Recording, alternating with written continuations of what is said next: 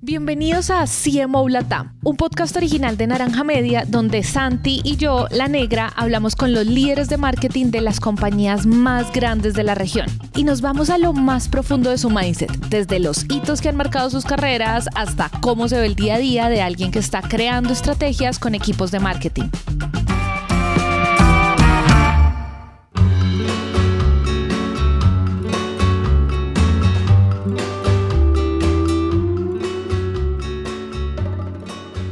Hoy nos sentamos con Vanessa Robles, CMO de Flat.mx, la PropTech mexicana que en 2021 cerró una ronda de inversión de $20 millones y le está apuntando a construir una super aplicación de bienes raíces para América Latina. Y la persona detrás de las estrategias de comunicación y crecimiento de la marca es nuestra invitada de hoy. Con Vanessa empezamos hablando de cómo se ve hacer marketing para una gran compañía versus una startup. Hablamos de sus estrategias de growth y terminamos con esas decisiones para las que no existe una fórmula mágica, sino más bien una mezcla de intuición, experiencia y datos. Eso sí, con la experiencia de Vanessa era imposible que toda la conversación no estuviera cargada de anécdotas, aprendizajes y de esas frases o mantras que nunca le fallan como líder de marketing. Creo que en realidad no hace falta decir mucho más porque pues ya ustedes se van a dar cuenta del nivel de conversación que tuvimos con ella. Entonces comencemos.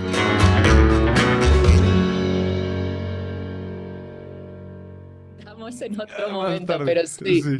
Buenísimo, bueno, pues yo digo que imagínate el plato lleno, recontra lleno. Te quería preguntar algo por pura curiosidad, y es que tú hiciste un salto muy interesante desde el mundo corporativo, banca incluso.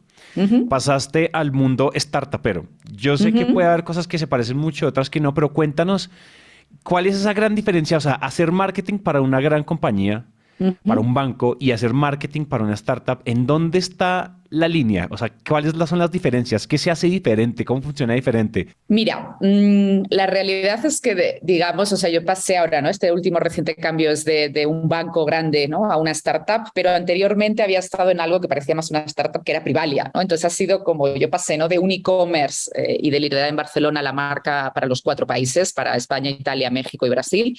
Ahí me vine a México, hice el cambio, o sea, al contrario, ¿no? Pasé de una cosa, digamos, de una compañía que había nacido como una startup y que ya era una compañía que en aquel momento además ya había sido comprada por otra grande, o sea, estaba en otro momento. Y me hicieron la pregunta, ¿no? De ¿cómo te vas a un banco, ¿no? Y a México y demás. Y la realidad es que, bueno, venía un banco digital aquí en México. Entonces, pues bueno, tenía más o menos sus diferencias.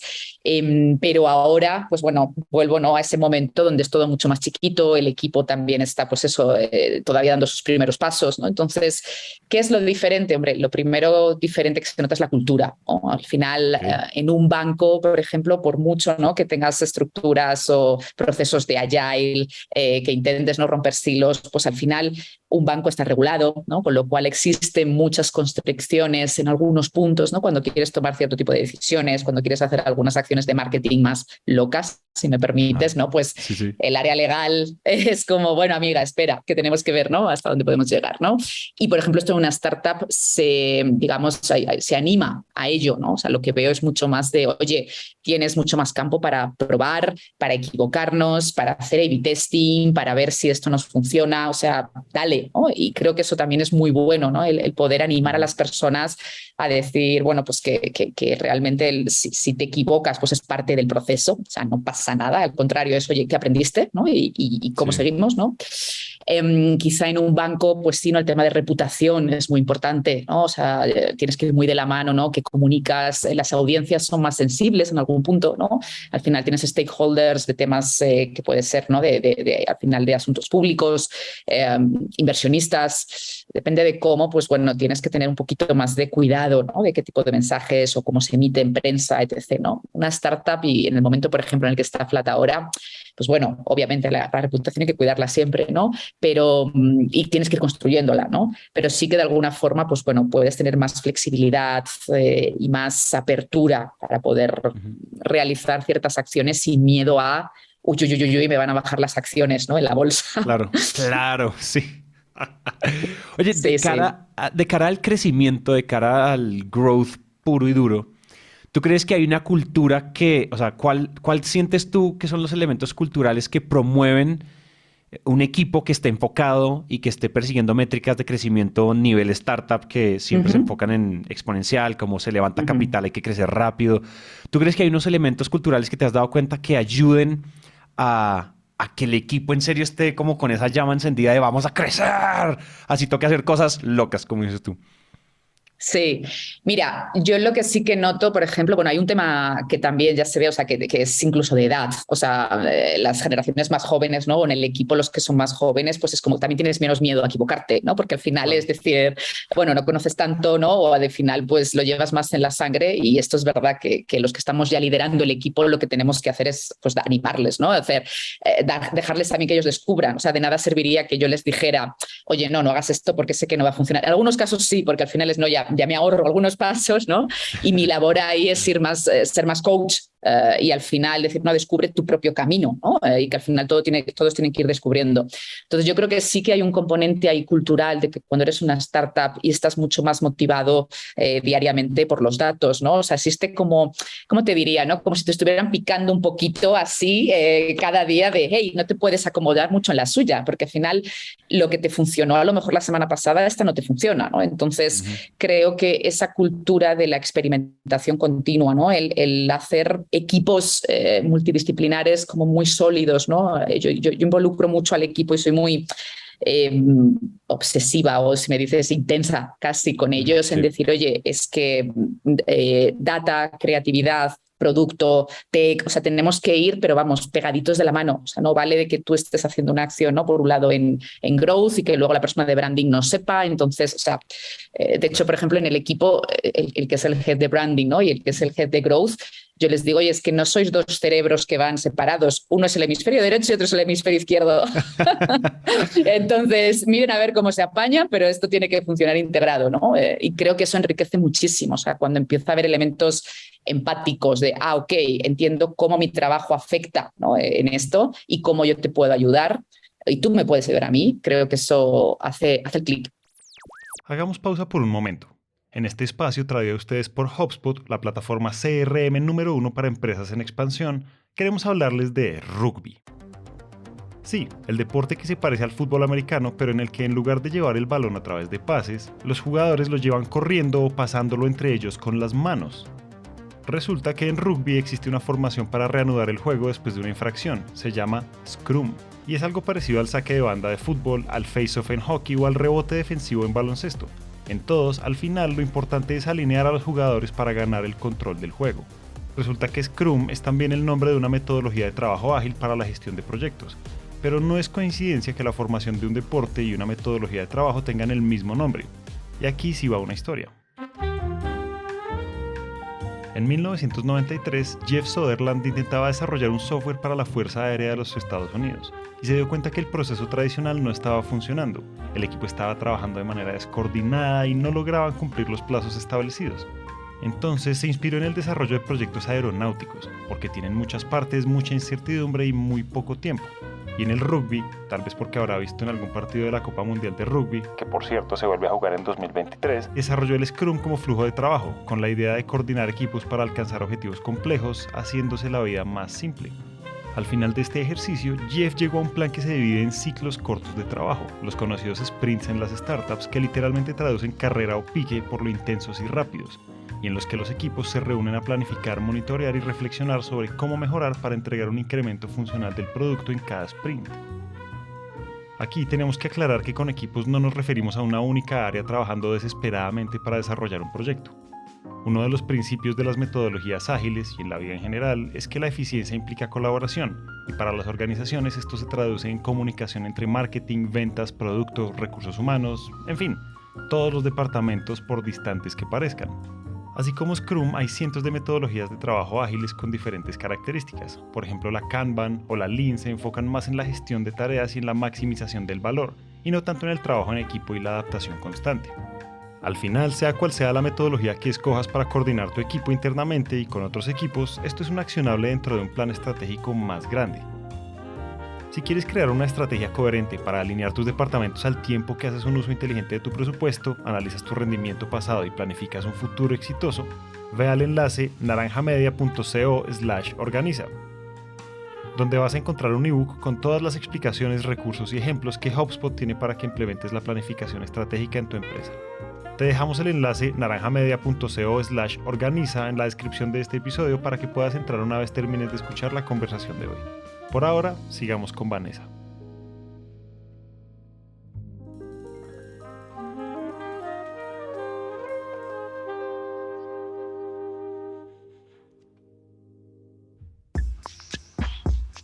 Este episodio es traído a ustedes por HubSpot.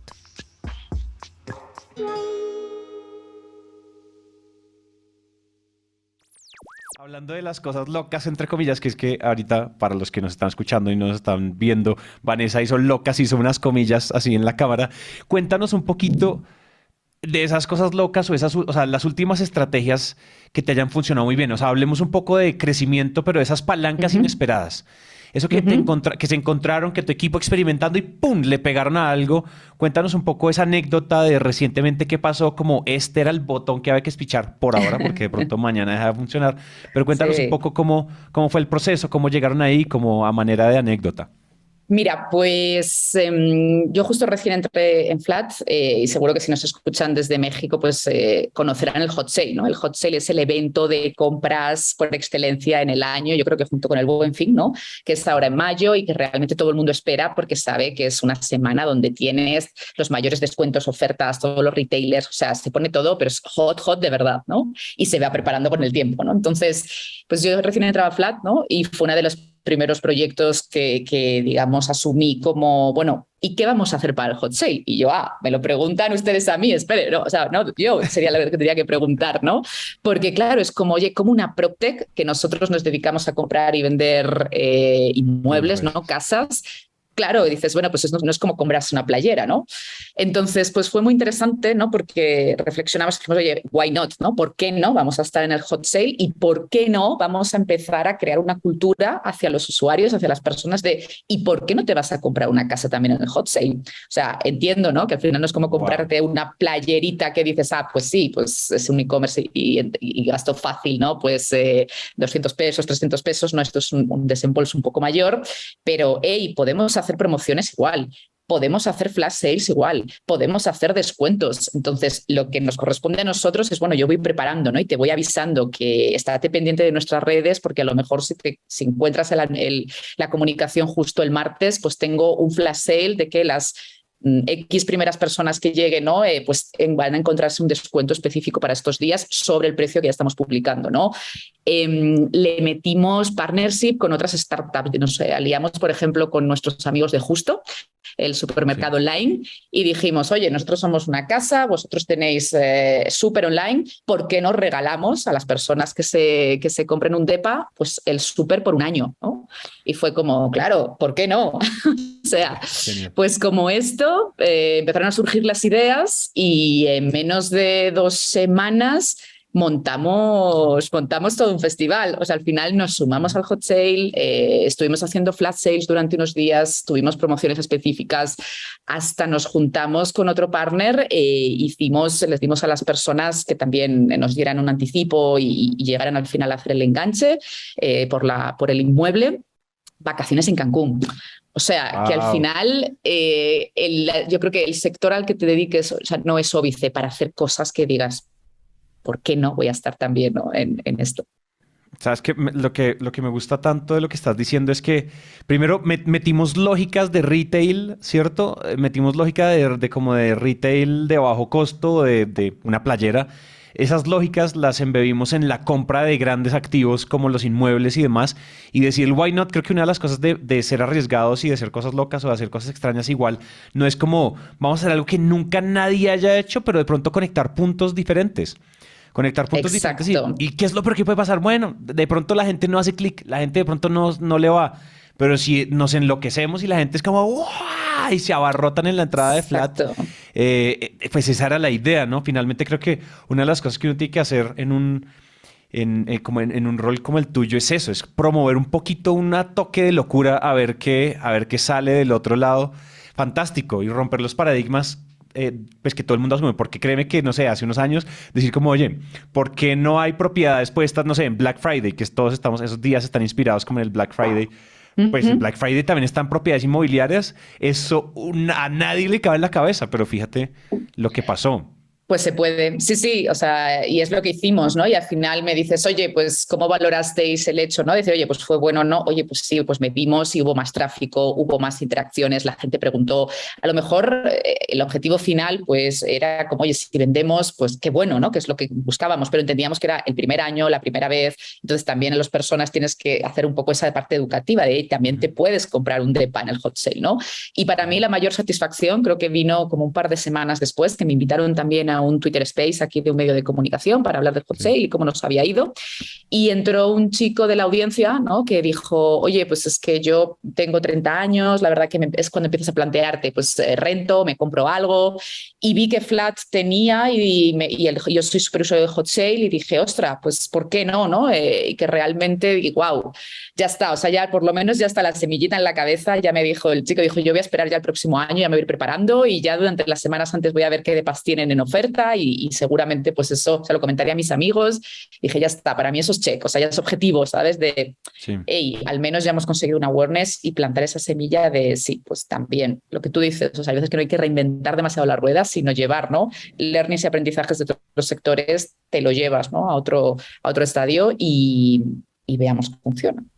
Oye, fantástico. Y hablando de eso, es una, o sea, como ya traerse aprendizajes de otros sectores y traerlos al de uno a ver si funcionan y lanzarlos ahí en la pecera a ver qué pica, es como una buena práctica. Pero quiero preguntarte como lo contrario. Me gustaría mucho tu perspectiva en los errores que comete uno cuando está diseñando estrategias de growth, de crecimiento. Y usualmente, no sé, no es que simplemente tengo que empujarle pauta a una pieza y nos fuimos y a ver qué pasa y una landing page y ya, y usualmente creemos que simplemente es empujarlo con plata y a veces no.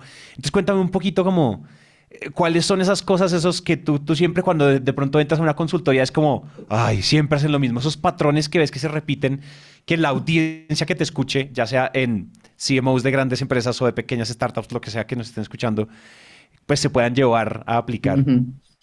Mira, yo creo que hay varios. Uno, el tema cultural, digámosle así, ¿no? Es decir, lo que me funcionaba a veces en España no me funciona en México, pero por el simple hecho de que pues no funcionan algunos call to action igual, las palabras no son las mismas, ¿no? Entonces, esa es la primera gran diferencia, ¿no? Decir, oye, no va a funcionar y no va a aplicar. O sea, hay que entender muy bien el contexto, ¿no? Donde estás, ¿no? Dos, no por tener a veces, yo creo que eso es el gran, si lo quieres llamar así, paradigma, ¿no? Que a veces te dicen, oye, no, es que cuanto más budget de marketing, ¿no? Pues entonces mejor, porque al final, obviamente, todos siempre queremos más budget. Eso no te voy a decir que no, ¿no? Pero creo que también hay ocasiones en las que, bueno, cuando tienes menos recursos te haces más creativo, ¿no? Y al final el famoso menos es más, ¿no? Y que hay que hacer a veces más con menos, ¿no? Y te permite también decir, bueno, pues le pruebo poquito y si esto me funciona, pues lo escalo y sigo, ¿no? Hay veces cuando tienes demasiado, pues tampoco, bueno, pues no sé, ¿no? Cómo me va a salir y por tanto, pues ahí le gasto, ¿no? Y al final el dinero es finito, ¿no? Y somos responsables de una P&L. Entonces, claro, yo creo que también, y las conversaciones propias que se generan a veces en la compañía, ¿no? Cuando hablas con stakeholders de negocio y ellos entienden, no, pues si le metes tanto a marketing, entonces me vas a traer tantos leads, ¿no? Y me vas a traer tantos, y es como, no va directamente proporcional. Realmente no porque le ponga más pauta a ese anuncio va a hacer que funcione más, ¿no? Es lo que tú decías, oye, al final no es tan directo, hay que hacer, yo ya desde hace unos años, ¿no? Pero me hice fan de la experimentación continua, ¿no? O sea, en tener un framework de experimentación, no, digamos, solo cosas específicas, sino de forma continua, ¿no? O sea, probar con diferentes copies, probar con diferentes call to actions, probar con diferentes gráficas, ¿no? Y ver a partir de ahí, pues bueno, cómo vamos mejorando y cómo vamos iterando. ¿Que supone más esfuerzo? Sí, porque al final esto es una máquina que tiene que estar continuamente moviéndose, ¿no? Pero creo que, que también es la forma de ir iterando, ir creciendo e ir encontrando de cada uno, ¿no? Pues la fórmula mágica, que no existe, digamos, de forma transversal para todos. Hay una cosa que nosotros hablábamos en una entrevista y nos decía que una de las cosas que pasa en marketing es que las cosas caducan muy rápido, ¿cierto? Sí. Las estrategias, las tácticas, de pronto las estrategias macro, de pronto hoy siguen siendo muy vigentes y hace 10 años y este tipo de cosas como que, pero la táctica como tal, lo que decías, hoy funciona robarnos aprendizajes de otra industria y traérnoslos a un flash sale o a un hot sale o a un Black Friday, pero de pronto eso no pasa, de pronto todo el mundo se da cuenta de eso y todo el mundo se viene para acá y entonces se nos satura la estrategia, se nos satura la táctica, entonces toca irnos, todo el tiempo toca estar remando en diferentes direcciones. Quería preguntarte, ahorita me picaste con la pregunta y es, hablemos del framework de experimentación continua. Dijiste, me volví una fan, hagamos doble clic ahí, hagamos zoom in en experimentación continua. ¿Eso por dónde se empieza? ¿Por dónde empezamos a hablar de esto? Si la gente que está escuchando dijo como, pregúntale, Santi, sobre experimentación continua. ¿Por dónde agarramos esto? Si la gente quiere empezar a aplicar este tipo de framework, ¿cuál es tu framework? ¿Tú cómo haces? Mira, yo el tema de la experimentación sobre todo lo descubrí, empecé a trabajarlo mucho más cuando estaba en Privalia, como te decía hace unos años, en el equipo, yo estaba en el equipo global de marketing, ¿no? Y al final, pues como buen e-commerce, pues obviamente, ¿no? La data es plata y era como nuestra religión, ¿no? Y ser cada vez más data driven, ¿no? Entonces, uno de los elementos que yo creo que fue pues para todos en el equipo diferencial fue empezar a crear ese framework conjunto entre el área de marketing, entre el área de data, entre el área de use, o sea, de research, o sea, cómo, ¿no? Creábamos realmente, pues sí, ¿no? Un ecosistema, te diría, interno, de que realmente estuviera funcionando, ¿no? Y demás. Entonces, ¿por dónde se empieza? Bueno, pues primero por sentarse en una mesa, ¿no? Y decir, oye, ¿de dónde voy a extraer los datos? ¿Cuáles son las fuentes de información? ¿No? ¿Cómo voy a empezar? ¿Qué preguntas poderosas tengo que hacer al equipo de data? ¿No? Porque el equipo de data siempre lo que nos dice, ¿no? O el equipo de Business Intelligence a la gente de marketing es como, oye, no me preguntes, o sea, lo que tenemos que hacer son preguntas de negocio, no preguntas de datos. Yo ya, el de Business Intelligence o el de Data ya se preocupará por ver dónde lo encuentra, ¿no? Pero dime qué es lo que quieres conseguir, ¿no? O sea, qué es lo que te va a hacer esta información, es decir, qué es lo que quieres saber, ¿no? Y creo que eso es lo primero, o sea, hacer preguntas poderosas de negocio al equipo de Data, ¿no? Y ellos ya se pensarán cómo lo consiguen.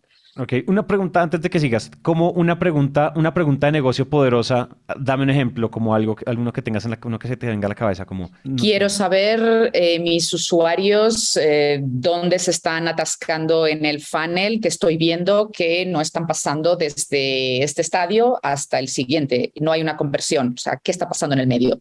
Ok. Porque eso a mí lo que me va a ayudar es a decir cómo mejoro mi tasa de conversión, ¿no?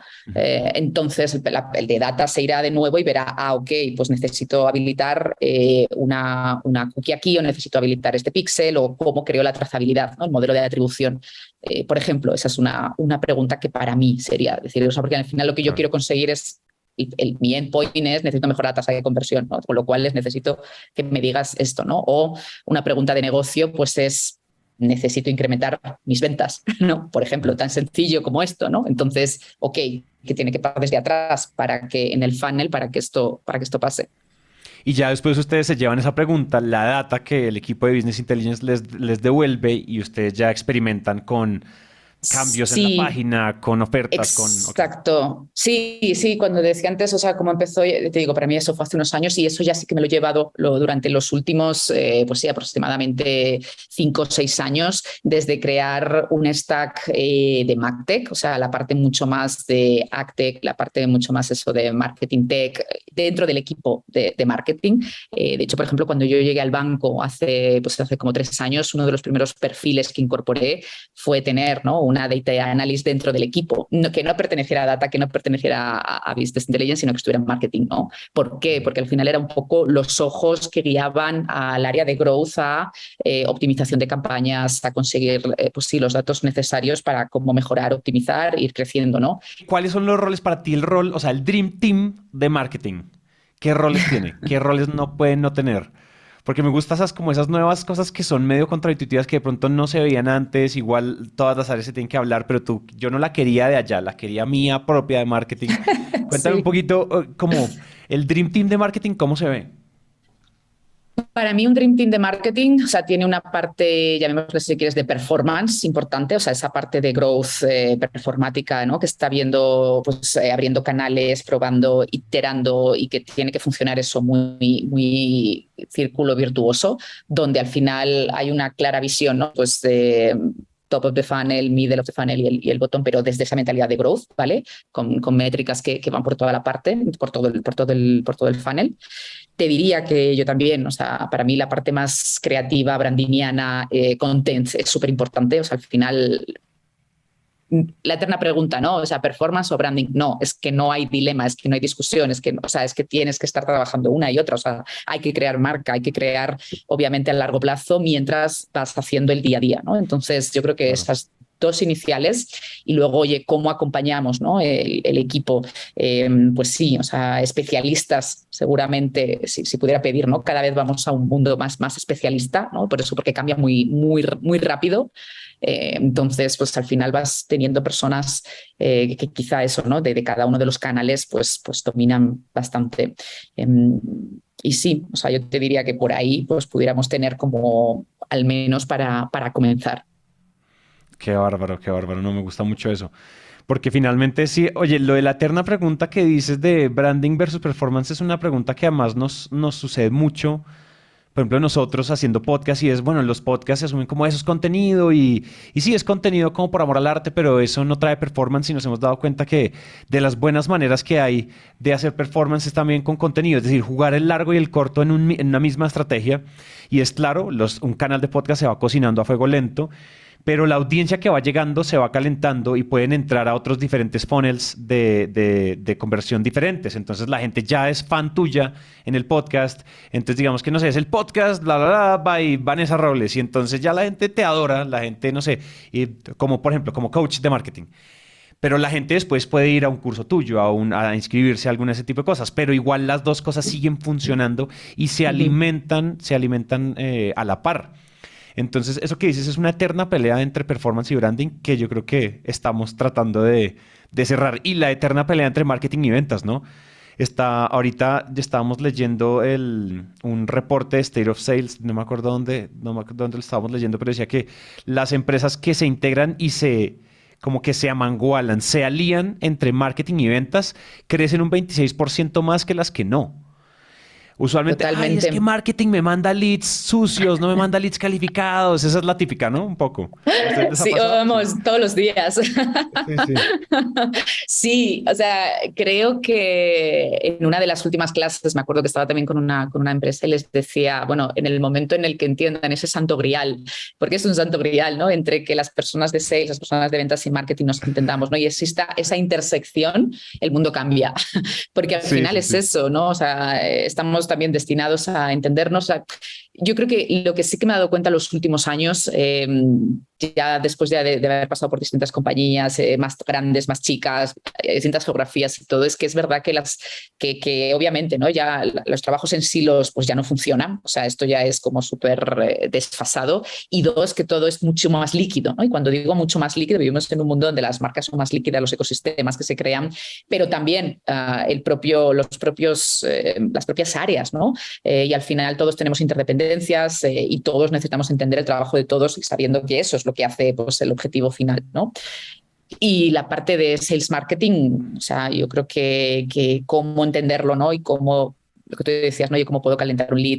El tema de los funnels, o sea, también ya no son lineales, para nada. O sea, y los seguimos llamando funnel porque yo creo que todos aprendimos si ya es el funnel de marketing o el funnel de marketing, pero esto es mucho más un messy middle que le llama Google, que al final pues ya no sabes por dónde te puede entrar porque te escuchó pues eso en un podcast, luego una persona casualmente le habló de esta marca, busco en Google, luego me ha parecido un anuncio en Instagram porque estoy retargeteada. Entonces, al final, ¿de dónde vino ese lead? ¿No? O sea, quiero decir que nos ha complicado, entre comillas, la vida a todos, pero creo que sí, o sea, que al final por eso la data es tan importante, ¿no? Para poder decir, bueno, pues al menos en esto donde empiezo a actuar. Pero sin duda, equipos, ventas y marketing, together, no hay otra. Claro. Oye, cuando hablas de data hay una cosa y es que a veces la data puede ser abrumadora y creo que un primer paso para no abrumarse o no tener parálisis por análisis con los datos es hacer las preguntas correctas. Pero tú sientes que cuando, o sea, como digamos que cuál es el manejo correcto de la data o más, o incluso vámonos como a la pregunta que hablamos ahorita, como a veces lo que decimos, no, es que la data es la clave, la data es oro, el nuevo petróleo, y entonces le pide uno todos los datos y termina uno con un montón de bases de datos de cosas y uno dice, uno como CMO o como dice que, ¿y ahora yo qué hago con esto, no? un poco como hablemos de best practices alrededor de los datos, porque una cosa es ser data driven y otra cosa es ser como data obsessed, como sí, claro, te obsesionaste con la data, pero y ajá, ¿qué sigue ahí? So what? Sí, exacto. Sí. ¿Qué sigue? Mira, de hecho hace poco me acuerdo que estábamos haciendo en el equipo, ¿no? Habíamos hecho un reporte para un tema, ¿no? Para una de las acciones y uno de los feedback, ¿no? Que les había dado un poco a una de las personas, porque me había traído un reporte súper extenso, o sea, no sé, imagínate, ¿no? De un PowerPoint, no sé, 50 slides, etc.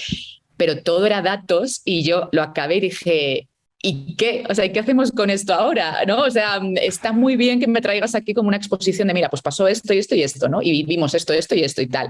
Y claro, yo al final dices, el aprendizaje, o sea, yo creo que le decía es, si todo esto está muy bien, pero lo único que me estás poniendo en un slide es lo que tú has visto, ¿no? O sea, la gracia de todo esto es cómo transformas, ¿no?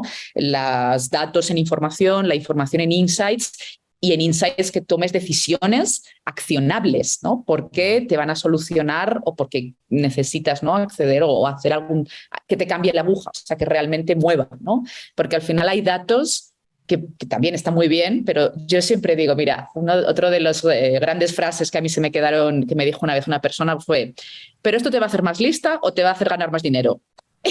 Y yo dije, ok.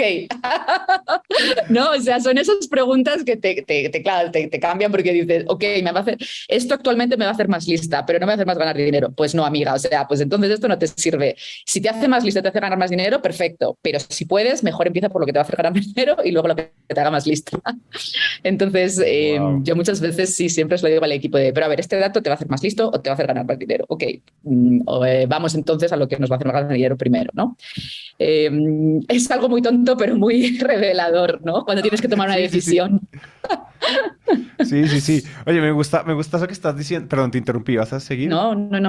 Que me gusta mucho como me abriste como una sección que nos gusta abrir acá y es como ese framework para tomar decisiones. Creo que uno siempre tiene como unas frasecitas, unos principios, como unas filosofías que se alinean a unos valores como profesional que lo ayudan a uno a tomar decisiones y tú dices, bueno, esa está espectacular, como esto te hace más listo o te hace más dinero. Ok, listo, entonces empieza por lo del dinero porque pues, esto no es caridad. Eso me tiene mucho sentido. Te quería hacer dos preguntas, pero no sé por cuál empezar. Una, depende de cuál sea más larga, tú me dices. Te quería preguntar, cuando hablamos de insight, los insights, la palabra insight es como la palabra innovación, está prostituida, está masajeada, la repetimos mucho, creatividad, innovación, ¿qué es eso? Sí, entonces, o sea, particularmente, ¿cuál es la diferencia entre tengo aquí una información, tengo un dato, tengo lo que sea, y un insight, ¿cierto? Un insight de negocios. Uh-huh. Esa es una pregunta. Y la otra pregunta es, cuéntanos, o sea, tú liderando, ¿cuál es como tu framework para tomar decisiones? ¿Por dónde quieres empezar? Porque son dos completamente diferentes. Empezamos por la de los insights, si quieres, ¿vale? Eso. Mira, yo te diría, a ver, ¿cómo detectar un insight? Creo que tiene también bastante de olfato, o sea, y olfato que se hace con una base de tiempo, ¿no? Y experiencia. Al final, creo que eso tiene que ver, y que creo que es una de las características también que acompaña a los profesionales o a las profesionales del marketing o a las que nos dedicamos a esto. O sea, al final tienes que tener una sensibilidad por el mercado, porque te gusten los datos, porque te guste estar cerca, ¿no? del usuario, de entender su psique, de cómo piensa, cómo siente, cómo actúa, cómo ve, ¿no? Y a partir de ahí, oye, qué dolor está teniendo y qué necesita resolver. O sea, creo que eso es importante. O sea, yo no concibiría a alguien que se dedica al marketing que no tenga un mínimo, si quieres, de que le guste un poco la sociología también y la psicología y la parte un poquito más del usuario, porque eso es otra. O sea, al final está comprobado que el 85% de nuestras decisiones las tomamos de forma inconsciente. Entonces, sí, por mucho que queramos controlar el funnel, por mucho que tengamos todo, de repente hace clank, outlier y se va, ¿no? Entonces, bueno, sí. El insight yo creo que tiene que ver cuando tú vas leyendo, ¿no? Y vas estudiando cierto tipo de datos que pueden ser cualitativos o cuantitativos, ¿no? Y de repente empiezas a ver algo mejor, algún patrón, ¿no? Empiezas a ver algo que te llame la atención y digas, ok, es que estas personas de repente, o sea, me están manifestando esto, ojo, que por ahí es, ¿no? O sea, puede haber algo, exploremos a ver qué, ¿no? Puede ser algo que sea un trigger, puede ser un resorte o puede ser o algo que sí que les incomoda y sea un dolor, ¿no? Entonces, ostras, si alivianamos esto, pues mejor la conversión, ¿no? En el form o en el funnel o donde lo estemos viendo. Entonces, yo creo que Eso por un lado. También hay que distinguir entre lo que sería como macro insights, ¿no? Y micros, a lo que son las macro tendencias, que ahí entra ya temas de contextos culturales, sociales, económicos, políticos, y que creo que también, pues obviamente siempre tenemos que saber, ¿no? En el contexto en el que nos movemos. Y por otro lado, pues luego la parte más micro, ¿no? Lo que sí que ya es, oye, ya de mi mercado, de mi tipo de cliente, de mi tipo de usuario, tener, ¿no? Yo creo que tener ese tipo de entrevistas, de hecho, con los usuarios también de forma recurrente, o sea, tener un equipo que pregunte, que veamos, ¿no? Al final qué les duele, qué les sienten, cómo ven tu marca, cómo la sienten, qué se les atora, pues creo que eso también nos da mucha temperatura, ¿no? Y que es algo que por ahí pues saldrán cosas que dices, ok, esto no me vale, pero si escarbo un poquito más, ok, creo que esto sí, ¿no? Entonces, pues esa sería una, ¿no? Y la segunda pregunta... Como tu sistema de toma de decisiones. ¿Cómo tomas tus decisiones de negocios? Las tomas de decisiones. Pues mira, te diré que a veces, o sea, yo soy de las que muchas veces es, bueno, pues análisis y de ahí diagnóstico, ¿no? O sea, un poco doctor, pero no siempre tienes el tiempo para hacer mucho análisis. O sea, hay veces que es como, no, ya, o sea, necesitas una respuesta ya, ¿no? Entonces yo creo que esto pues también tiene que ver con la adaptabilidad, ¿no? Hay veces que yo me he encontrado en algunos momentos de comunicación de crisis, por ejemplo, ¿no? O sea, también aquí llamamos crisis, ¿no? Pero algún momento que tienes algún tema en social media o ha salido una noticia que de repente tienes que, oye, hay que tomar acción, ¿no? Porque pues está habiendo comentarios en social media, cómo atacamos, va a haber una entrevista o tienes que hacer una nota de prensa, o sea, y eso requiere de rapidez, ¿no? Y de decir, bueno, pues por aquí, ¿no? Ahí hay parte de estómago, o sea, yo creo que hay momentos en los que tienes que tirar, ¿no? De siento que es esto lo que se debe hacer. Yo creo que ahí pues ya también entra, ¿no? Cuando ya has experimentado algunas ocasiones, o sea, vas aprendiendo, ¿no? Y ya saber, oye, pues cómo tienes que reaccionar. Y de ahí, pues en ese aprendizaje, algunas veces, la mayoría, ¿no? Cuando ya lo vas rodando, pues aciertas y alguna otra dices, no, pues esto no funciona, ¿no? Y esto no lo tengo que seguir haciendo. Hace poquito veía en un libro de Jim Quick, él decía como, usualmente él estudió como la forma en que aprendían y tomaban decisiones los CEOs de Fortune 500, de empresas así grandísimas que mueven un dedo y son $1 billón de budget que se quemó en una acción que no era, cosas de ese estilo. Y él decía como los CEOs, o sea, cuando uno está bajo presión y uno tiene presión de métricas de crecer y crecer y crecer en general, y por ejemplo en los startups esto aplica mucho, tenemos que empezar a hacer las paces con tomar las decisiones con el 50 o el 60% de la información necesaria para tomar la decisión y que el otro 30, el otro 40% de incertidumbre tenemos que aprender a tragarla. Tenemos que aprender hay que hacerlo. O sea, no, si esperamos a tener toda la información, imagínate en una startup que necesita reportar, no sé, doble dígito de crecimiento mensual. ¿Cuándo vamos a tomar una decisión de que no haríamos nada? Y vas tarde. Nunca lo harías. O sea, hay veces que si esperas a tener todo y estar súper segura y que digas, ok, ya a lo mejor ya te pasó el tren, o sea, ya pasó la semana pasada, ¿no? Entonces, creo que esto es importante como profesionales, cómo vivir con esa incertidumbre o cómo saber que, pues sí, o sea, tienes que tomar decisiones a lo mejor con el 20%, el 30% o hasta porcentaje y el otro porcentaje lo tienes que cubrir con... Pues bueno, déjate guiar, o sea, porque al final para eso está también la intuición y la intuición no se hace de un día para otro, la intuición viene porque tu cerebro aprende y sabe que, ok, en esa situación o parecido pasó esto, o leí aquello, o ya viví en carne, ¿no? Y ya sentí, ya sé que va a ir por ahí, ¿no? Y eso obviamente solo ahí sí que es un aprendizaje que es por experimentación, no hay otra. O sea, no hay otra. No hay otra.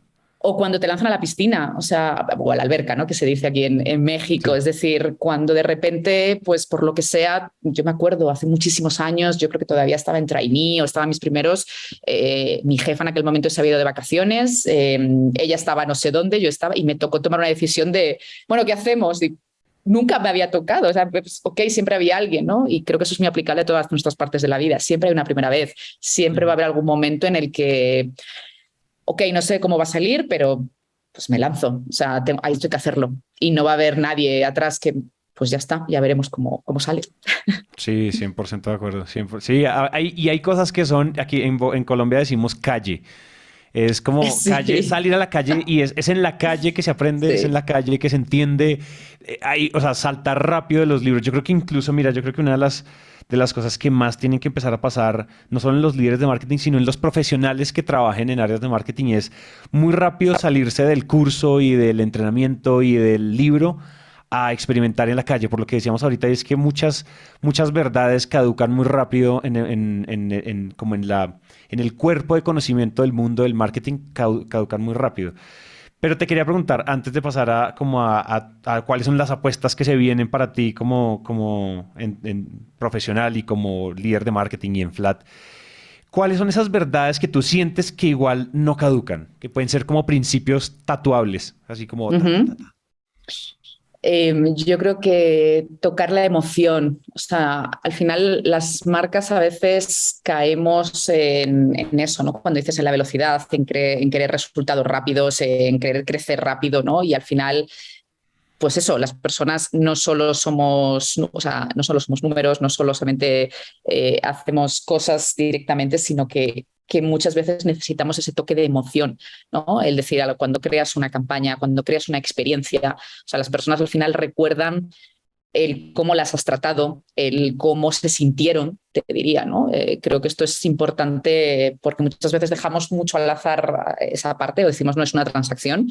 Y al final, estés en el ámbito que estés, creo que si no tocas, no eres capaz de tocar la emoción, y eso puede ser desde una campaña hasta en un vídeo, hasta en una acción, hasta el final en eso, ¿no? En cómo te han tratado o cómo tuviste una experiencia en el customer service de 10 y te hace poner una review que digas, oye, o tuviste un problema y cómo te lo resolvieron, ¿no? Entonces, y esa marca ya se queda ahí tatuada, ¿no? Claro. Entonces, yo creo que eso no caduca. Eso pasaba igual en los años 60, los 70, los 80, o sea, hay que crear experiencias, ¿no? Hay que crear esa conexión con el usuario, ¿no? Y eso tiene un punto emocional importante, ¿no? Al final estamos eso, o sea, crear marca va de eso, ¿no? De crear significados y lo que me aporta, ¿no? En mi vida. Entonces yo creo que eso no cambia. Que recuerdo que hay un libro también muy bueno de Jim Collins, el de Good to Great, que seguro que mucha parte de la audiencia lo habrá leído, pero para los que no, pues también es súper recomendable, porque precisamente analiza esto, ¿no? O sea, este autor lo que ves durante el curso de los años, durante mucho tiempo, o sea, por qué hay algunas marcas, ¿no? Que se quedaron en average,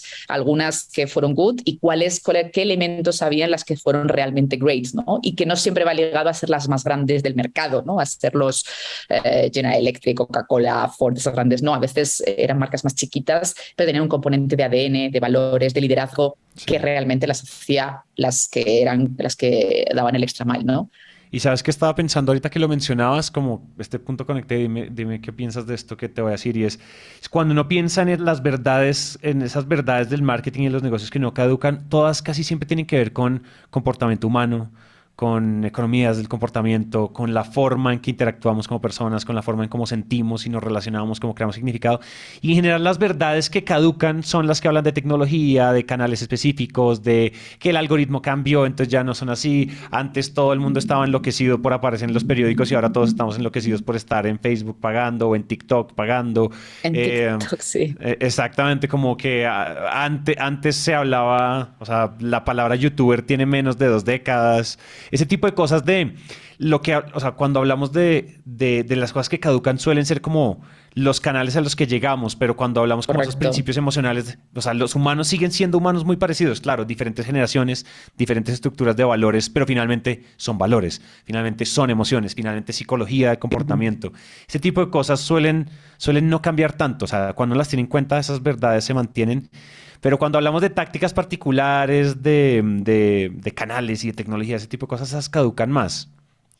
Sí, porque eso es entrar más en el hype. O sea, al final eso es, pues eso, lo que es del momento, ¿no? Y que muchas veces dices, oye, pues tengo que estar, sí, tengo que estar, ¿no? Porque si no estoy, pues a lo mejor estoy perdiendo oportunidad o al menos tengo que probar o ver si ahí está mi audiencia o cómo está, o sea, entender también cómo puedo crear ahí ciertas conexiones, ¿no? Y cómo me pueden consumir y en todo caso, pues saber, oye, si es para mí o no es para mí.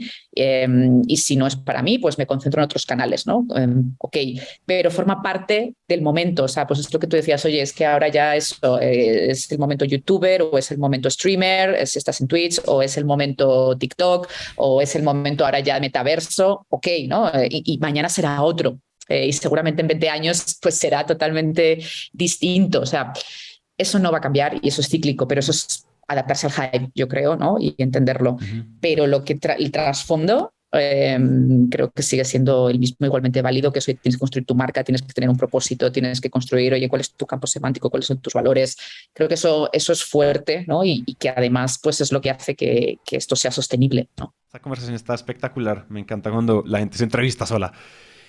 Te quería preguntar, para cerrar, yo usualmente cerramos como con una lista de apuestas, pero creo que contigo me gusta más que hagamos un cierre hacia como un poco hacia tus mantras como profesional y como marketera, como experta y líder de marketing.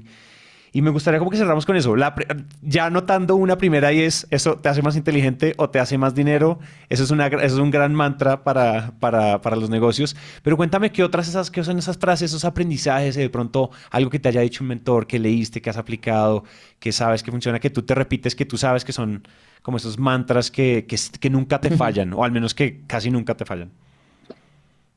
Mira, yo te diría, o sea, la parte de, obviamente, ¿no? Y voy a caer un poco en un cliché, pero me di cuenta hace unos años a través de una persona que a mí sí que me influyó un poco a nivel más de mentoría, esa parte también de humildad en el sentido de tengo que seguir formándome, tengo que seguir aprendiendo, o sea, porque lo que, pues obviamente de cuando salí de la universidad a lo que es ahora, pues fíjate todo lo que ha pasado y hay que seguir, ¿no? Obviamente. Y tener humildad para reconocer cuando, oye, no, es que esto pues ahora mismo no lo sé, no tengo el expertise, para eso está el equipo también, ¿no? Y eso es lo bueno, ¿no? Decir, oye, cómo vas también rodeándote de personas que te van aportando, y ahí está el dicho, ¿no? De cuando tú eres la persona, digamos, más lista de la habitación es que no estás en la habitación correcta, ¿no? Entonces creo que eso también es importante, rodearse de talento y de personas que te aporten y de las cuales aprender, ¿no? Y no tener, pues eso, tema por decir, oye, yo esto no lo sé, ¿no? Al contrario, yo creo que es ok, esto ahora mismo no tengo la respuesta, pero volveré, ¿no? Otro tercero te diría, para mí también ya es mucho disfrutar el camino. O sea, al final esto no va por llegar a una meta específica. O sea, yo creo que cuando vives esperando una meta específica hay mucha frustración. O sea, cuando vives esperando no, es que yo estoy haciendo esto porque yo quiero ser directora general y hasta que no llega director, imagínate, ¿no? Y entonces ya, ¿y el día a día qué pasa? O sea, que vas dejando de hacer cosas porque ese es tu único foco y no, o sea, el día que ya no te diviertas por el medio, ¿no? Y que no estés viendo cómo ir avanzando y lo que te hace feliz, creo que es cuando no estás viendo la dirección correcta. No, y digo, y eso pasa a veces por cuestionarse, por salir del status quo. O sea, yo me acuerdo cuando me vine a México que me decían, pero estás loca, o sea, pero aquí tienes, o sea, ¿en qué momento, no? Y mira, eso es también parte de ser, yo creo que como, de nuevo, ¿no? De las características de marketero es, o sea, si no tienes curiosidad, si no estás dispuesta, ¿no? A asumir ciertos riesgos, a decir, bueno, a ver, ¿qué es lo peor que puede pasar?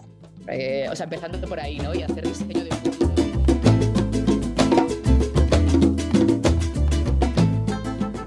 Hasta aquí llega nuestra conversación de hoy con Vanessa Robles, pero como le dijimos a ella, esperamos que haya una segunda parte. Qué montón de cosas que aún nos falta por aterrizar, pero para eso ya tendremos muchos episodios más, para seguir adentrándonos en el mundo del marketing con los que más saben. Muchas gracias a Vanessa por compartir su tiempo y por despertar nuestra curiosidad. Antes de irnos, les pedimos dejar una reseña de 5 estrellas en Apple Podcasts y en Spotify para hacer que este show continúe vivo. También nos pueden seguir en redes sociales como @naranjamediapod.